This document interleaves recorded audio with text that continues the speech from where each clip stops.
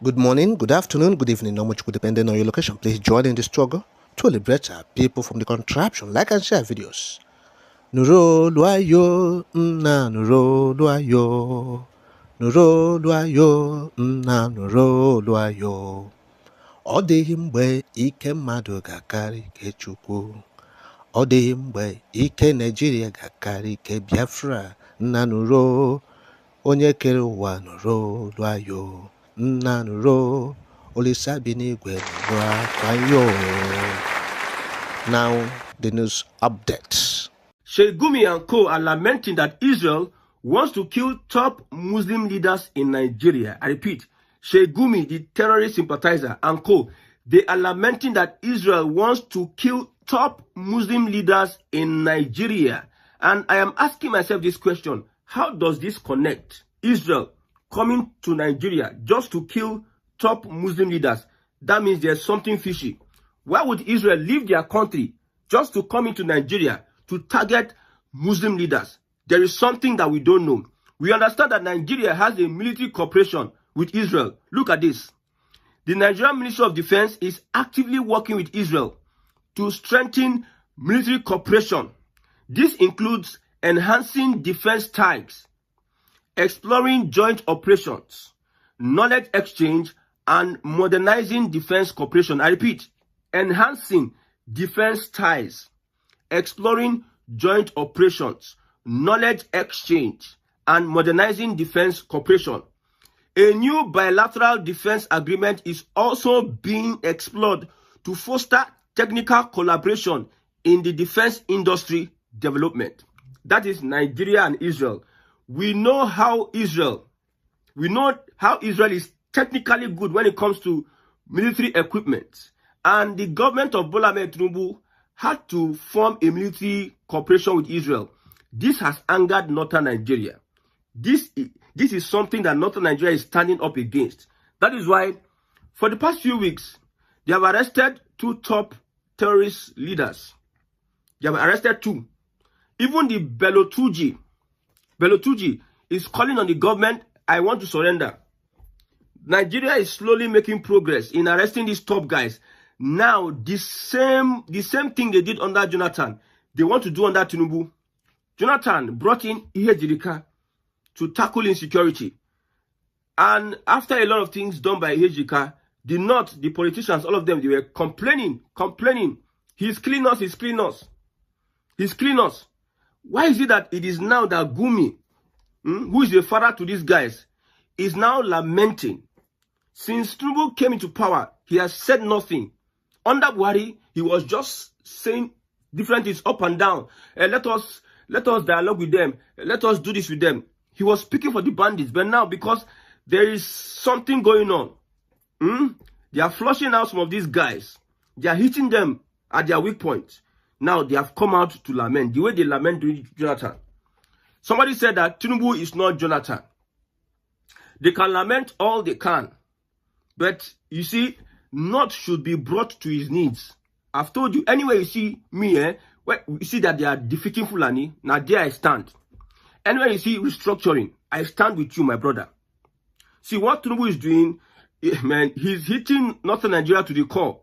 I saw the news from the NSA, Ribadu. He talked about Nigeria capturing these two guys.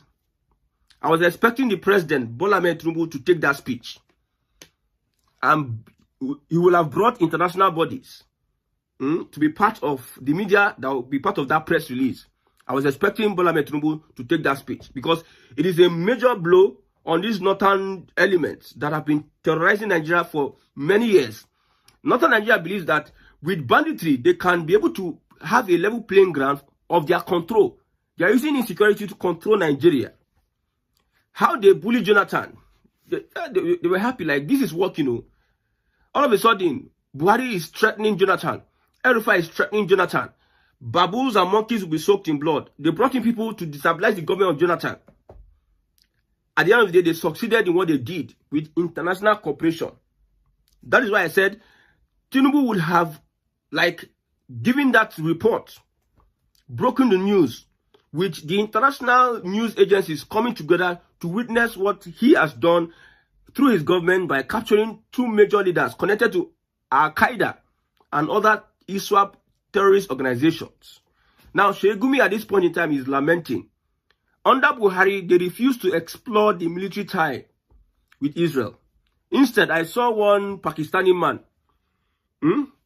They were having this conversation. You know, whenever Israel is having issues with Gaza or Israel is having issues in the Middle East, Northern Nigeria, they are always supporting either Hamas, Palestine, Iran, Hezbollah, and what have you, this terrorist organization. So I'm not surprised that Gumi at this point in time is coming out to lament, to cry that, man, we are being attacked, we are being attacked. I hope every day we keep hearing a lot of things that shock us to the bones and marrow. There are some things I cannot say here. I'm telling you, every day we keep hearing a lot of things that shock us to the bone and marrow. That is why I told you that Nigeria can never make it. It is only restructuring that is the key. Whatever Tinubu is doing now, whoever that becomes president and is doing good, how many years does he have? You have 8 years, and somebody comes. See, there's a grand plot. There's a grand plot on Nigeria. I told you that the Fulani, they are willing tools of these imperialists to make sure they destabilize the country. So anything that has to do with, I thank God that Trump, as a person, has a different foreign policy from Obama. Obama did a lot of evil to Africa. I tell you, Obama did a lot of evil to Africa. Hence, ever since Obama became president, Africa has been having a lot of problems. The foundation of the problems we have today is being supported by the regime of Obama. You see that regime change of Jonathan. Jonathan, all the things that Tinubu is doing today, Jonathan was beginning to chart a course. But the Fulani, in their usual way, they never wanted Nigeria to be restructured or stabilized. They want it to remain the same way. And they are doing the bidding of their own masters. Now they know where they come from. Somebody was complaining that don't blame Muslims, don't blame Northern Nigeria for the insecurity. Blame the people that are sponsoring them. My question is, why is it that they are not using the Christian community to carry out this insecurity and terrorism, these banditry attacks? Why is it that it's only the Muslim, the Fulani guys, they're the ones that are the ones always being featured all over the world? Terrorism all over the world, you see most Muslim organizations. Why? Why won't we call, say, the Muslim community in Nigeria? Look at Sheik Gumi. What is his basis for saying that they want to target Muslim leaders? We have said over and over again, some people have come out to reveal that most of these northern clerics, most of these people, these politicians, they are sponsoring Boko Haram. They know about the insecurity. Most of these traditional rulers, Muslim clerics, religious leaders, they know about this insecurity. If somebody is willing to deal with these bandits, they will do it. It's because of the influence Fulani has in northern Nigeria and in Nigeria as a whole, with their backing. Now, political calculation, political strategy of Tinubu, he is using a northerner to fight fellow northerners. For that northerner to prove that he is worthy of being endorsed as a president 2031, then he must be able to defeat insecurity in northern Nigeria. Remember, I told you that so many ambitious people in northern Nigeria that want to become president. So many. Northern Nigeria, to speak, is divided. Is divided, well grounded and divided. So many people want to become president. You see Ribadu, you see Erufai, you see Atiku. Atiku, after 2027, if you no cross over to, if you no become president 2027, just forget Atiku. You see Bago of Niger State. You see Kwankwaso and many others. And, you know, 2031 is critical and crucial. Anybody that becomes president 2031 from northern Nigeria becomes the automatic leader. Buhari is no more. Only God knows whether Babangida will live till then. Absalam and Co, these guys are not that influential. Anybody that becomes president from northern extraction, from all these people, 2031, because I don't see a northerner becoming president 2027. I don't see it. It's not. I've not seen a leader in northern Nigeria that can. You see, the sentiment in northern Nigeria is too much. The kind of ideology they have in northern Nigeria, it would be hard for them to have good development. I'm telling you, their ideologies are not producing good leaders. Leaders that come from the ranks. and rise up. So what they go through a certain ideology that does not speak development, that does not speak restructuring, that does not speak innovation. Northern Nigeria has a lot. In fact, Northern Nigeria should be the most endowed if they utilize what they have. They have the workforce, they have a lot, they have land, they have a lot of things. They have desert, they have cattle, they have everything. Hides and skin, rice, everything, they have it. Northern Nigeria. But because of the kind of leadership, their system, all of a sudden you go to mosque, what are they preaching?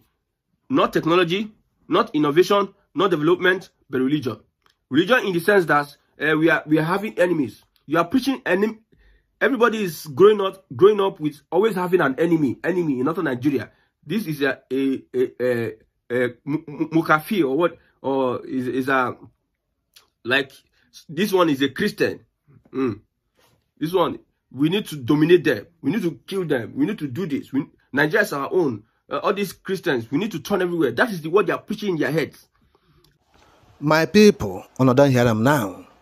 What do you make of it? Drop your comments. But remember, it's Biafra or nothing. Bye for now.